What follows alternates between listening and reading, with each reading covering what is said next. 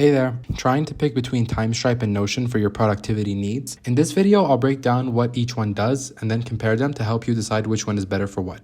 Let's dive in. First up, we have Timestripe. Imagine a tool that's all about helping you plan your life. Big picture stuff. It's a goal-setting app that lets you break down dreams like running a marathon or saving for a house, and it turns these dreams into daily tasks. It's got this cool timeline feature called Horizons, showing you your day, year, even your whole life. Plus, it has guides like climbs for things like fitness or finances. It's simple, focused, and perfect if you're into personal growth. Now, what is Notion? This one's like a Swiss Army knife for productivity. It's an all-in-one workspace where you can take notes, manage tasks, build databases, and even collaborate with the team. Want a to-do list? Done. A project board? Easy. A place for all your random ideas? Yup. It's super customizable, so you can make it fit whatever you're working on, solo or with others. So, how do they stack up? Timestripe is your go-to if you're all about long-term goals. It keeps things simple and ties your daily grind to the big wins, like a personal coach in app form. Notion, though, is broader. It's great for organizing everything from personal notes to team projects. It's more flexible but can feel a bit much if you just want something straightforward. Here's the deal.